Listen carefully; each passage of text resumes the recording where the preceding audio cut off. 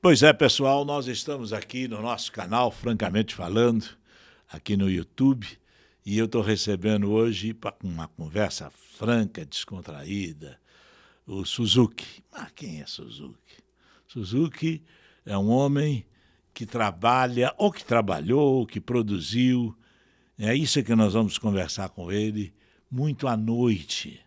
É um cara de talento e que pode, por curiosidade, nos mostrar coisas que nós não sabemos e que rolam à noite aqui no Paraná. Mas não só no Paraná, à noite de um modo geral. E eu estou aqui para conversar com ele e abrir o coração nesse papo que a gente vai ter a partir de agora. Que bom ter você aqui, Suzuki. Obrigado, Paulo. É um prazer estar aqui. Esse convite é muito interessante. E esse convite partiu de um amigo em comum, né? O que Carlos Marques, Carlos baiano querido. Baiano queridíssimo. Gente que é do meio artístico, o nosso querido índio, né? O Carlos Marques. Isso mesmo. E ele que me apresentou o Suzuki, e eu estou apresentando o Suzuki para vocês.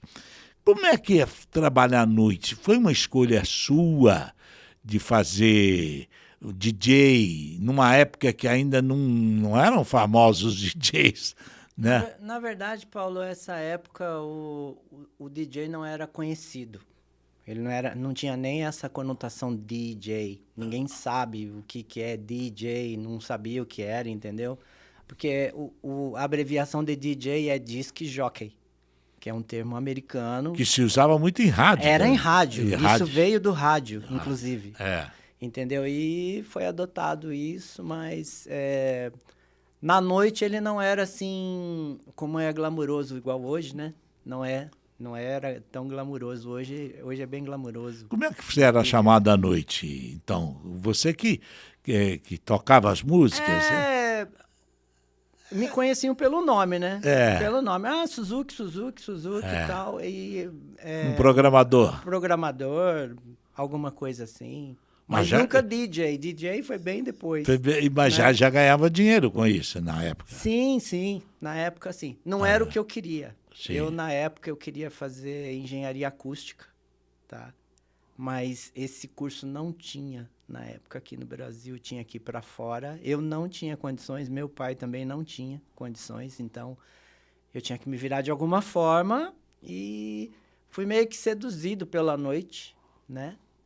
Para trabalhar à noite e tal, por intermédio de um amigo. Eu comecei... Na verdade, a gente começou tudo isso para dar um resumo, porque é muito extenso, Sim, tá? sim, um resumo. A gente começou isso com bailinhos, entendeu? Então, a gente tinha equipamento de som, caixa de som, aquele tipo de coisa. Que legal e tal. Mas era o velho e bom long play? Sim, sempre. Long play e fitas de rolo. Fita de rolo. Fita de rolo. Depois veio o cassete e a gente foi ajustando conforme, né? Você chegou a trabalhar com cartucho? Sim, na Rádio Folha eu trabalhava na produção da Rádio Folha, na época, tá? Então, fazia o volume de comerciais da rádio, era a produção artística, na verdade, né? Então, cortava fita, cartucho, aquela coisa toda, apagava, gravava e tinha... Emendava. Isso, a gente fazia a edição toda na Gillette, não é hoje igual é feito digitalmente, né? Você, com essas andanças suas, com esse trabalho noturno que você fazia como profissão, você viu muitas coisas diferentes.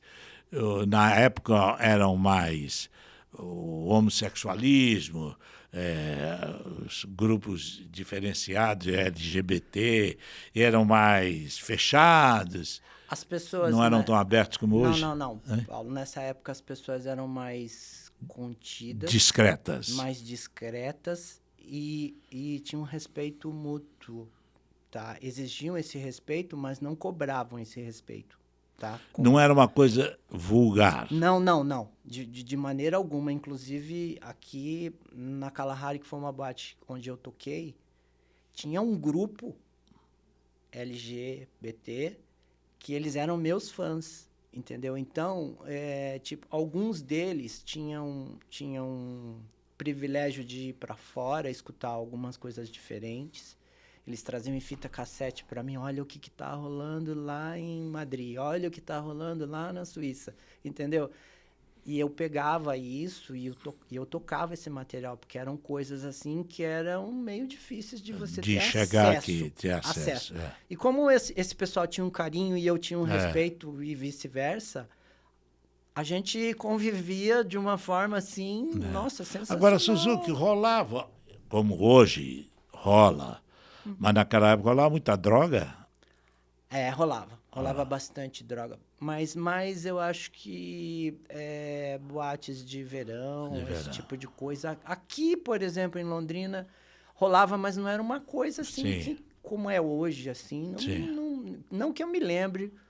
Tinha alguns amigos que vinham de fora, tipo, tem um amigo em comum, eu não vou poder falar o nome dele. Claro. Ele veio da Europa, ele veio da Inglaterra.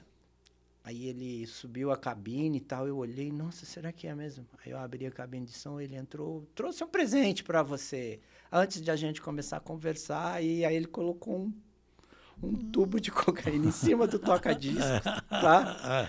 Aí eu virei para ele e falei assim, meu amigo, seguinte, ó, eu gosto muito de você, mas essa praia, eu não navego nessa praia, não tem como, entendeu? Se você quiser pedir uma dose de uísque para mim, eu troco isso aqui, porque senão eu vou jogar isso aqui fora. E a gente tem amizade até hoje. Tá? Quer dizer, rolava, mas era mais discreto. Era mais discreto. Na praia, não. Na praia era mais assim. Mais solto. Era mais solto, mas não era uma coisa também que afetasse demais. Naquela época... Era mais nossa perfume. Suzuki, o que existia muito naquela época eram bebidas. Se bebia muito uísque, bebidas mais fortes, bebidas destiladas, pouco vinho. Muito pouco. Muito pouco vinho. As mulheres bebiam tanto como bebem hoje? Não, isso até a gente... eu comecei até a brincar com essa situação, porque o que aconteceu? Houve uma inversão hoje. O homem, ele não bebe tanto quanto bebia antes, entendeu? Só que a mulherada bebe 3 vezes mais, tá? Bebe 3 vezes. Isso é uma coisa que eu reparei pela noite, entendeu? Então era uma coisa meio que saía fora de controle em algumas situações. A gente via sair fora do controle isso, porque na época que eu trabalhava antes, tipo 20, 30 anos atrás, a situação de mulher nunca teve isso, entendeu? O homem sempre bebia, mas também contido, não chegava a ficar... Alguns chegavam a dar vexame de bebida, de ficar bêbado mesmo, entendeu? Mas que eu me lembre, assim, da noite... A noite era cheirosa, era uma coisa gostosa, entendeu? Tipo assim... Era mais... O cara que saía, ele saía pra ficar com mulher. Se vestia um pouco. Vestiam bem, entendeu? A mulherada se vestia era uma coisa bem. mais glamorizada. Sim, era uma coisa mais... Hoje, mas são épocas, é um ciclo épocas, que fecha, tem que acontecer outro, né? Então, eu tive privilégio de acompanhar isso tudo, entendeu? Você casou com uma mulher que frequentava a noite? Não. Não frequentava a noite, que eu digo, fazia parte, cantava. Sim, porque sua mulher é cantora de jazz. A minha esposa. A sua esposa. Elaine Fiora. Elaine Fiora é conhecida como uma mulher que tem um bom gosto musical muito grande.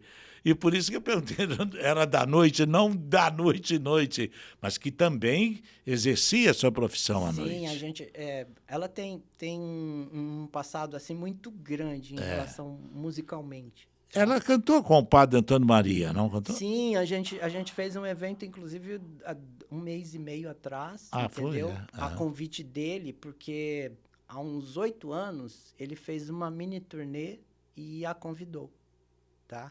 Por intermédio de um pianista que acompanha ele sempre, que foi amigo dela, que tocava na família Mancini, em São Paulo, só jazz. Só jazz. Só jazz, entendeu? E eles trabalharam numa outra casa que... Ela canta de tudo, chama né? Fidel, se não me engano, já foi. Essa casa não existe mais, entendeu? Ela canta de tudo. Blues. Canta blues, jazz, o pop. E a gente tem um trabalho junto até... Tipo assim, eu sou a banda dela. A banda dela. Porque mexer com música é muito complicado. Ela tinha até uma ideia de formar uma Como banda. é a sua vida hoje? Como é que você chega depois dessa longa caminhada? Qual é a leitura que você faz dessa história? Então, tem algumas coisas que às vezes eu fico pensando se isso vai valer a pena daqui para frente, tá? Porque foi um caminho assim muito longo, entendeu? Percorrido. O que eu aprendi na raça, não tinha ninguém para me ensinar na parte técnica musical como DJ, tá? Eu também tive sorte que meu pai tinha uma assistência técnica eletrônica. Ele foi a primeira assistência técnica Philips do Paraná, Olha, representante. sim. Então, eu saía da escola e vivia oficina eletrônica, queria saber como funcionava. Então, eu tenho essa habilidade também. Tem no DNA aquilo que de veio consertar as coisas, consertar. eu tenho essa habilidade, entendeu? Então, é uma coisa assim bacana. Agora, em relação a isso, eu fico um pouco pensando o que vai ser daqui para frente, entendeu? Porque antigamente se usava o vinil, a técnica você que tinha que desenvolver. Você conhecia algumas pessoas que já faziam isso, mas você não tinha ideia de como era feito, que jeito. Ainda se chama, antigamente, como é que chamava essas casas que tocavam música? Discoteca? Era boate mesmo. Não, era boate. Não, primeiro depois, foi boate, depois é discoteca, veio a discoteca. Que isso. veio até um programa, uma novela, que falou de discoteca, não foi? Teve, Dancing Days. Isso, foi gravado até foi gravado no Rio, numa boate que chamava New York City. E hoje é DJ. Hoje é DJ, só que tem uma coisa estranha em relação a isso, porque antes a gente tinha uma casa noturna para 300, 400, 500 pessoas. Hoje está tudo mais reduzido, eu não sei se por conta do que a gente passou, né? E o pessoal se retraiu um pouco em relação a isso. Só que hoje, o que eu percebo, só para a gente adiantar isso, o pessoal quer sair hoje. E esse pessoal que quer sair é os 50 a mais que quer sair para se divertir. Porque a moçada de 30... a moçada de 25 a 30... quando eles chegam na balada, eu acho que ela não vai até 3 horas da manhã. Não chega a 3 horas da manhã. E na minha época, as discotecas fechavam 7 da manhã. 7 da manhã. Tá? O pessoal chegava, tipo... O sol nascia. Chegava tipo 11h30 na casa noturna e saía 7 da manhã. E hoje essa moçada, ou eles não aguentam, ou eles começam a curtir tipo 9 da noite, né? E aí lá para 2h30, 3 horas da manhã, se não tiver o controle, perdeu. O que você, com a sua experiência, para a gente terminar a nossa conversa, com a sua experiência, o que você diria aos jovens que buscam essas casas noturnas hoje? Não importa o nome que elas tenham, né? O que você diria a esses jovens de hoje?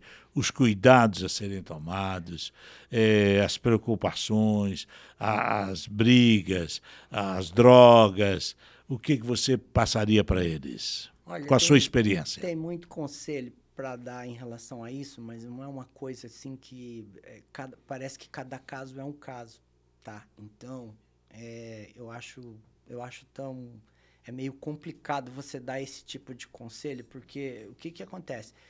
Isso depende muito do berço, entendeu? Então, hoje, qualquer coisa que você vá falar meio fora do que acontece, normalmente pode ser meio ofensivo qualquer coisa que você fale, entendeu? Então, eu acho que tem que deixar correr solto, tá? Deixar correr solto. E você mesmo vê que limite, até onde você pode ir, porque as pessoas hoje, elas não têm limite para nada, tá? Elas querem aproveitar cada minuto, cada segundo, entendeu? Hoje, qualquer coisa que você coloque, com uma semana tá velho, isso tá velho, tá ultrapassado, entendeu? Então, E musicalmente estamos vivendo. Então, musicalmente, a gente estava até conversando com uns amigos que tem uma banda e um pessoal mais novo que a gente conhece. A gente esperava 2 anos para a nossa banda preferida lançar um LP com 6 músicas. E hoje tem banda com plataforma digital que lança música uma por semana, entendeu? Então, eu não sei... E a qualidade? Então, hoje, como é usado muito coisa eletrônica, é pouco coisa orgânica hoje. Não tem nada orgânico, é muito difícil. Até mesmo banda de baile usa VS. Não, sabe? Então, é uma coisa assim, para você assistir um show. As bandas boas... Tudo descartável.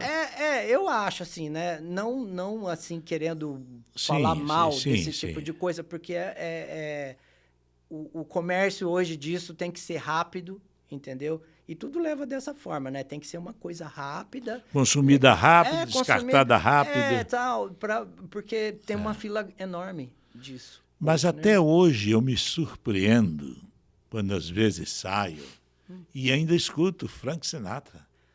Me surpreendo quando ouço Tony Bennett. Sim. Então, isso dura. Isso é duradouro. Isso tem essência. Tem, com Agora, certeza. o resto é muito ruim, sem qualidade, muito chiclete. Então, mas esse consumo hoje, esse consumo rápido hoje, né, não tem como você reverter isso. Não tem. Meu ponto de vista, eu acho que não tem como. E a gente estava conversando, inclusive, sobre o consumo no streaming, o consumo de CD e tal. Na Europa, o consumo maior é vinil. O pessoal está comprando vinil para ouvir em casa. Tem gente comprando toca-discos de vinil, agulhas, um sistema de som para escutar vinil. Parece que... Não sei.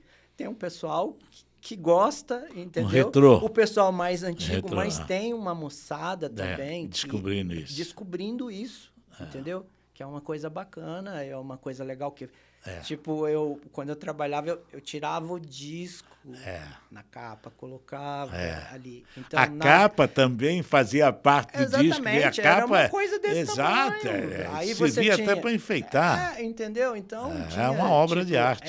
Você tinha a relação de músicos que tocaram, entendeu? Quem tocou, entendeu? Você tinha isso tudo. Hoje você não sabe quem é, porque você tem um computador e uma edição digital em casa... Você inventa o nome. E aí? Esse foi o Suzuki, que me deu muita alegria de conhecê-lo pessoalmente e poder passar para você, que está nos vendo, momentos que foram, que são e que vão continuar sendo, porque a vida gira. O mundo é uma bola redonda e as coisas que foram podem voltar. As que estão aqui, talvez na nossa época também tivesse muita porcaria. A gente acha que só teve coisa boa, mas também teve muita coisa descartada. Teve muito conjunto ruim. Teve algumas muitas coisas composições. Assim. Alguns tentaram muito, mas... Evidentemente, nós tivemos o privilégio de ter vivido numa época de Beatles, né? Coisa difícil. Beatles, Rolling Stones, coisa difícil hoje em dia. Tanto é que os setentões, mais de 70, estão aí até hoje. O Rolling Stone tem quase todo mundo tem 80 anos. Então, estão aí até hoje, agradando inclusive aos jovens também. Por quê? Porque tem qualidade. Eu falo isso com o pessoal, porque, tipo assim, o Keith Richards e o Ron Wood, os dois, né, guitarristas... É uma coisa absurda. Eles não usam pedal de distorção, eles não usam da distorção, é do amplificador, entendeu? Como era o Jimi Hendrix. Não tem uma pedaleira com 30 pedais para você, um efeito. Salvo alguns, tipo Dave Gilmour, que é uma distorção mais suave, um outro estilo de som. Não é Quem é que você recomendaria hoje para a gente ouvir? Paulo, sai daqui dessa gravação nossa... E ouça agora, no final da noite, ouça o que você recomendaria. Uma coisa agradável para você ouvir, um italiano que, para mim, ele me chamou muita atenção, por conta da a harmonia dele, tá? E o que mais que eu posso dizer? Ele é o quê? De guitarrista? Não, ele é um artista pop italiano. Só que o que acontece? Ele canta as músicas, a maioria das músicas dele são todas em inglês, tá? Ele tem alguns álbuns em italiano. E ele é italiano. Ele é italiano. Eu preciso lembrar o nome dele direito agora para te falar, eu vou te falar. Mas é uma coisa assim absurda. Esse você recomenda. E a voz dele, o timbre, é do Barry White. A do Barry White, é? É do Barry White. Depois eu vou te passar o nome dele, que me fugiu agora, mas é uma coisa assim sensacional. Se você ouvir, você vai gostar, porque ele não é só ele. Ele é convidado por bandas americanas, internacionais do espaço jazz, tipo Brand New Heavies, umas bandas mais sofisticadas, entre aspas, que, assim, algumas pessoas conhecem, outras não. Ótimo. Tá? Mas é isso. Eu vou lembrar o nome, eu vou te falar. Tá bom. Me fugiu o nome. Obrigado a você que nos acompanha, obrigado ao Suzuki que me deu essa entrevista e compartilhe o nosso canal, nosso áudio, compartilhe a nossa entrevista. Nos sigam no Instagram também, estamos no Instagram, Paulo Lopes Radialista, e aqui no YouTube, tá bem? Porque é sempre bom ter você como companhia. Muito obrigado. Obrigado. Ótimo. Ficou bom?